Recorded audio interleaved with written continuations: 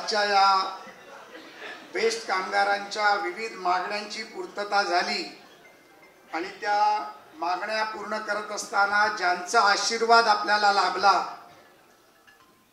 त्या कार्यक्रमाच्या निमित्ताने धन्यवाद देवेंद्रजी च्या कार्यक्रमाला उपस्थित असलेले या राज्याचे नेते उपमुख्यमंत्री सन्माननीय देवेंद्र फडणवीस साहेब, माझे मित्र, माझे मार्गदर्शक, मुंबई भारतीय जनता पार्टीचे अध्यक्ष ॲडव्होकेट आशिष शेलारजी, माझे दुसरे मित्र, माझे मार्गदर्शक सन्माननीय गटनेते आणि मुंबई जिल्हा बँकेचे अध्यक्ष सन्माननीय प्रवीण दरेकरजी, व्यासपीठावर उपस्थित ज्यांच्यामुळे आज हा कार्यक्रम यशस्वी होतोय ते सन्माननीय महाव्यवस्थापक अनिल डिकीकर साहेब, सन्माननीय व्यवस्थापक कर्मचारी आमचे पाटुसकर साहेब, सन्माननीय श्रमिक उत्कर्ष सभेचे सरचिटणीस बालचंद्र साळवीजी, बेस्ट वर्कर युनियनचे सन्माननीय सरचिटणीस संजय घाडीगावकरजी, सन्माननीय रोहित केणीजी आणि उपस्थित इथे सर्व बेस्ट कर्मचारी, कामगार, electric union, best transport union, best maintenance union, officers union आणि सर्व पदाधिकारी बंधू भगिनींनो आणि मातांनो, खरं तर आजचा कार्यक्रम देवेंद्रजी आपल्या आशीर्वादामुळे हा एवढ्या मोठ्या प्रमाणावर होतोय याचा मला खूप आनंद आहे. 16 वर्षाच्या मागण्या होत्या ज्या पूर्ण होत नव्हत्या. कैलासवासी शिवसेना प्रमुख बाळासाहेब ठाकरेंच्या आशीर्वादाने BHT मध्ये मराठी माणूस कामाला लागला, परंतु मराठी माणसाचा पुढे नेण्याचं जे काम होतं ते काही लोकांकडनं केलं गेलं नाही. त्यामध्ये मग राजकारण, त्यामध्ये मग स्वतःचा स्वार्थ, त्यामध्ये कामगारांना वाटोळं झालं तरी चालेल पण आम्ही काम करणार नाही ही भूमिका आणि मग काही वेगवेगळ्या गोष्टीची आमिष. साहेब, मागच्या वर्षी मी या सर्व लोकांना घेऊन आपल्याकडे आलो त्यावेळेला खरं तर या कामगारांना वाटलं देखील नव्हतं की अशा प्रकारच्या त्यांच्या मागण्या कधी मान्य होतील. इक्बाल सिंग चहल साहेब त्यावेळेला महापालिका आयुक्त होते. मला आठवतंय रात्री 11 वाजता आपण चहल साहेबांना फोन केला आणि सकाळी 10 वाजता त्यांनी बैठक लावली आणि संजय घाडीगावकर साहेब पूर्वी ज्या युनियन मध्ये होता त्याची 35 वर्ष त्या युनियन मध्ये गेली, पण ज्या पद्धतीत तुमच्या फोन नंतर चहल साहेबांनी बैठक घेतली ते म्हणाले, साहेब बैठक तो सोडा, आयुक्तांच्या कार्यालयात देखील आम्हाला प्रवेश नव्हता, अशी परिस्थिती आमची होती, पण आपल्या फोन नंतर आयुक्तांबरोबर चहा पिऊन ठराव केला गेला. आणि कामगार मित्रांनो, तुम्हाला एक गोष्ट मी आवर्जून सांगेन, कधी कधी पक्षी बसायला आणि फांदी तुटायला एक असतं. साहेब, आपल्या फोन नंतर मीटिंग झाली, मिनिट झाले आणि तात्काळ लोकसभेची निवडणूक जाहीर झाली आणि इक्बाल चहल साहेबांची बदली झाली. आणि ती बदली झाल्यानंतर आशिषजी नवीन आयुक्त आले, ते म्हणाले मी कशी सही करू, मी तर तिकडे नव्हतो बैठकीमध्ये, ती सही तर जुन्या आयुक्तांना करावी लागेल. साहेब, पुन्हा रात्री 10 वाजता तुम्हाला मी फोन केला, तुम्ही जुन्या आयुक्तांना फोन केलात, त्यांनी चार्ज द्यायच्या आधी रात्री 12:30 वाजता त्या पेपरवर सह्या केल्या आणि आज या कामगारांना.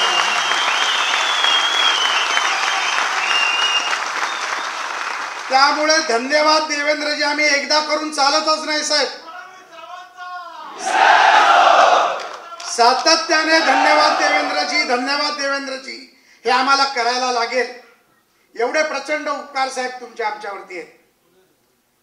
ग्रॅज्युएटीचे पैसे 2016 पासून मिळाले नव्हते साहेब.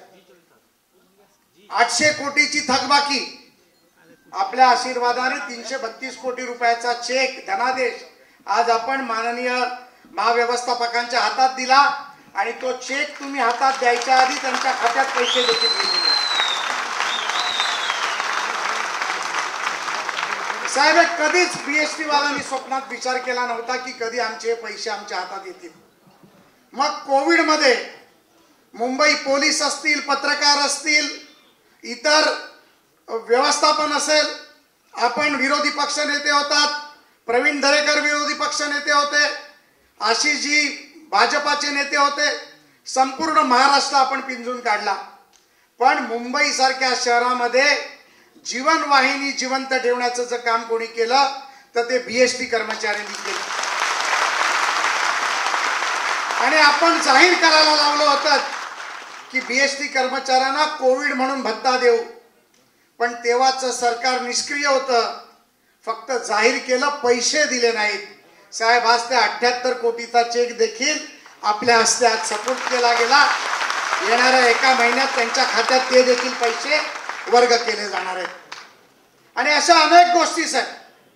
700 अनैतिक कामगार, म्हणजे ज्याला कॅज्युअल आम्ही म्हणतो, 16 वर्षाचा संघर्ष, 8 वर्षाचं सातत्याने मागणी पाठपुरावा, परंतु होत नव्हतं. लोकसभेच्या निवडणुकीआधी आपण 123 लोकांना परमनंट केलं. त्यानंतर मला आठवतंय तेव्हाचे महाव्यवस्थापक विजय सिंगलला आपण सह्याद्रीच्या व्यासपीठावरती खुर्चीवरती कानात सांगितलं, जर ते कॅज्युअल असतील, परमनंट होऊ शकत नसतील तर त्यांना टेम्पररी मध्ये कन्वर्ट करा आणि तात्काळ परमनंटच्या सगळ्या सुविधा द्या आणि ती व्यवस्था लावा. साहेब, बीएसटी मध्ये परमनंट एम्प्लॉई आणि टेम्पररी एम्प्लॉईला समान अधिकार आहेत. काही गोष्टीमध्ये आरक्षण, काही गोष्टींमधल्या काही त्रुटी, या सगळ्या लक्षात घेऊन डिगीकर साहेबांनी आज 82 लोकांना परमनंट केलं आणि उरलेल्या 532 लोकांना आज कॅज्युअल मधनं टेम्पररी करण्याचं काम केलं. आणि येणाऱ्या वर्षभरामध्ये जागा निर्माण करून एक टेम्पररीला आता सगळ्यांना परमनंटच्या फॅसिलिटी आहेत, पगार देखील परमनंटचा आहे, सगळ्या फॅसिलिटी परमनंटच्या मिळणार आहेत, ते परमनंटच आहेत. पण त्यांच्या घरामध्ये एक भीती होती की कॅज्युअल मधनं आम्हाला कधी घरी तर पाठवणार नाही ना. मी त्यांना रोज संध्याकाळी माझ्याकडे साहेब सायन कार्यालयात यायचे. मी त्यांना सांगायचो, जब तक देवेंद्र फडणवीस है किसी का मायका लाल तुमको घर पे नहीं. त्यामुळे साहेब ते देखील आज आपण कॅज्युअलचे टेम्पररी केले, टेम्पररीचे परमनंट ऑटोमॅटिक होतील. त्यामुळे त्यामध्ये मनामध्ये शंका नाही. साहेब, 1832चा महापालिकेच्या कायद्यामध्ये महापालिकेने बीएसटीची देखभाल करायची आहे आणि बीएसटीची देखभाल करत असताना त्याला आर्थिक तरतूद देखील करायची आहे. आपण यावर्षी 800 कोटीची तरतूद करून दिली. त्यामधनं ग्रॅज्युएटी झाली, काही वेंडरच्या पेमेंट झाल्या, बसची डागडुगी झाली. यामधून आता कोविडचे पैसे जातील. पण माननीय महाव्यवस्थापकांनी देखील आपल्याला विनंती केली, जर आपण दर वर्षाला 2400 ते 2500 कोटी रुपयाची तरतूद जर महापालिकेकडनं किंवा सरकारकडनं जर बीएसटीला करून दिली तर ब्रिटिश काळापासून चालू असलेली बीएसटी जी जगामध्ये आपलं मान उंचावते, त्या बीएसटीला ताकद देण्याचं काम होईल.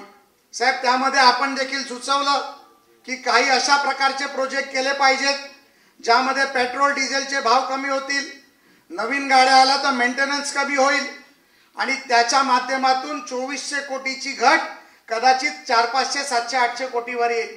आणि मग त्या माध्यमातून आपल्या सहकार्याने, आपल्या मदतीने आणि आपल्या सरकारच्या माध्यमातून, कारण पुन्हा परत आपलंच सरकार येणार आहे, आपणच पुन्हा सत्तेत राहणार आहे ते आम्हाला माहिती आहे.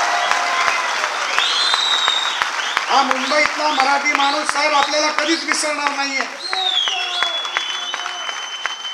आता टाळ्या कमी का वाजवल्या?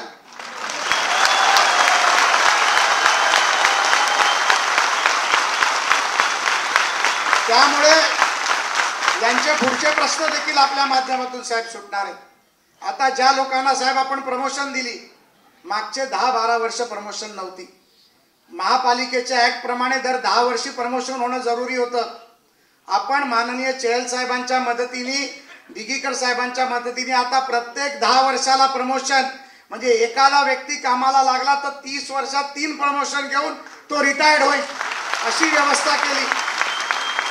आपण माननीय महामहिम साहेबांचा फोन आला म्हणून बाहेर गेला तेव्हा त्या प्रमोशनच्या 5 लोकांना आपण प्रायोजिक तत्वावरती प्रमोशन दिली.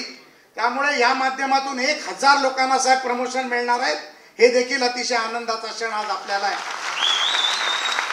साहेब, माझ्यासाठी आपल्या आशीर्वादाने सामाजिक आणि राजकीय क्षेत्रामध्ये काम करत असताना युनियन माझ्यासाठी नवीन क्षेत्र होतं. पण आपल्या आशीर्वादाने विजय कांबळे साहेबांचं ज्या वेळेला देहवासन झालं, श्रमिक उत्कर्ष सभा मी हातात घेतली, तेव्हा मला देखील वाटलं नव्हतं की एवढं चांगल्या पद्धतीतलं काम मी युनियन क्षेत्रात करू शकेन. पण आपण दिलेलं सहकार्य, त्यामुळे आज जवळजवळ 80 मोठ्या मोठ्या कंपन्यांमध्ये आपली युनियन आहे. आणि आजच आपल्याला बीएसटीचं देखील रजिस्ट्रेशन मिळालंय.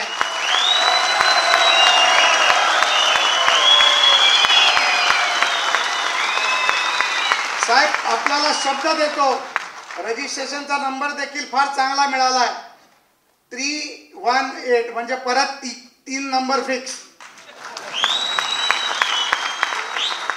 आणि आपल्याला शब्द देतो साहेब, या कामगारांच्या समोर 25,000 वर्कर पैकी किमान 20,000 लोक आपल्या युनियनचे सदस्य झाल्याशिवाय राहणार. आणि अशा पद्धतीमध्ये मग प्रमोशनचा विषय असेल, कोविडचा विषय असेल, पगारांचे विषय असेल, आपल्या माध्यमातून सुटतायत. माननीय मुख्यमंत्री देखील त्यासाठी आपल्याला सहकार्य करतायत. आपल्याशी देखील मुख्यमंत्री आज फोनवर बोलले. त्यांना दिल्लीला जायचं होतं त्यामुळे ते येऊ शकले नाहीत, परंतु माननीय मुख्यमंत्र्यांचे देखील मी या माध्यमातून आभार मानतो. साहेब, माझे 2 छोटे प्रस्ताव आहेत. मी सभागृहात बीएसटीचा विषय मांडला अर्धा तास चर्चेमध्ये. त्यामध्ये मी असं म्हटलं होतं की मुंबईमध्ये 27 ठिकाणी बीएसटीचे क्वार्टर्स आहेत आणि आता जवळजवळ सगळे क्वार्टर्स आहेत ते रिकामे करण्याच्या मार्गावर आले आहेत, डळमळीत झाले आहेत, पडायला आले आहेत, लोक जीव मुठीत घेऊन राहत आहेत. आमची विनंती आपल्याला आहे की ते अशा ठिकाणी क्वार्टर्स आहेत, मग ते पारळ, लालबाग, माहीम, दादर, भायखळा, ताडदेव, अंधेरी, पवई अशा ठिकाणी चांगल्या ठिकाणी क्वार्टर्स आहेत. सांताक्रूज आशिषजींच्या मतदारसंघात आहेत. आमची विनंती साहेब आपल्याला अशी आहे की हे 5-5, 7-7 एकरमध्ये 5-5, 7-7 बिल्डिंग आहे. आपल्याचकडे गृहनिर्माण खातं देखील आहे. आपण या राज्याचे नेते आहात. MMRD किंवा म्हाडाच्या माध्यमातून हे क्वार्टर्स आपण डेव्हलप केले आणि गिरणी कामगार, पोलीस आणि बीएसटी कर्मचाऱ्यांना जसे तुम्ही BTT चाळीत दिले तसं 15 लाखाचं बीएसटी कर्मचाऱ्यांना घर दिलं.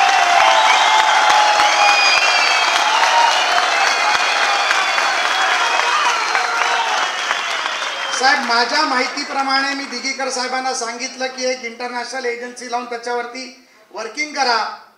आपण त्याच्यातला काही भाग म्हाडाच्या माध्यमातून विकला जरी तरी बीएसटीचं असलेलं 2,5-3 हजाराचं कर्ज फेटेल आणि आपलं जे स्वप्न आहे की मुंबई पोलिसांना घरं द्यायची, गिरणी कामगारांना घरं द्यायची आणि बीएसटी कर्मचाऱ्यांना घरं द्यायची, ते देखील पूर्ण होईल. आणि त्यासाठी प्रवीण दरेकर माझे मित्र असले तरी एक स्वार्थ त्यांच्या समोरच सांगून टाकतो की यांना कर्ज देण्यासाठी मुंबई जिल्हा बँक तयार आहे. साहेब, अशाच पद्धतीत मागच्या काही काळात आपण मुख्यमंत्री होण्याच्या आधी काही लोकांनी डेपोची विल्हेवाट लावली. आमचं म्हणणं आहे की त्या डेपोच्या ठिकाणी हाँगकाँगमध्ये, सिंगापूरमध्ये ज्या पद्धतीमध्ये खाली डेपो राहतात, वरती कमर्शियल प्रिमायसेस बनतात, IT सेक्टर येऊ शकतं, कमर्शियल प्रिमायसेस येऊ शकतात आणि ते जर आपण रेंटवर दिलं तर मला वाटतं निश्चितपणे 2 ते 3 हजार कोटी रुपयाचा रेव्हेन्यू त्या माध्यमातून BSTला मिळेल. महापालिकेची जागा महापालिकेला राहील आणि महापालिकेचं दिघीकर सरांच्या तोंडावर जी मला व्यथा आणि टेन्शन दिसतंय ते देखील दूर होईल. त्यामुळे या 2 प्रस्तावावरती देखील साहेब आपण विचार करावा माझी तुम्हाला विनंती आहे. आजचा क्षण हा अतिशय भावुक होता. प्रत्येक कामगार ज्या वेळेला या स्टेजवरती येत होता तेव्हा त्याच्या कुटुंबाच्या घरातला आनंद मी माझ्या मनामध्ये येत होता, कारण माझे वडील देखील कामगार होते. ज्या वेळेला ते कॅज्युअल मधनं टेम्पररी झाले, टेम्पररी मधनं परमनंट झाले. आमच्या घरातला तो क्षण मी आठवत होतो, त्यामुळे तो आनंद माझ्या चेहऱ्यावर देखील आला. आणि आपण पुन्हा एकदा साहेब या सर्व कामगारांच्या वतीने, कामगारांच्या कुटुंबाच्या वतीने, मुंबईतील तमाम महापालिका कर्मचारी, बीएसटी कर्मचारी यांच्या वतीने पुन्हा एकदा धन्यवाद देवेंद्रजी बोलतो आणि माझे 2 शब्द संपवतो. धन्यवाद. जय हिंद, जय महाराष्ट्र.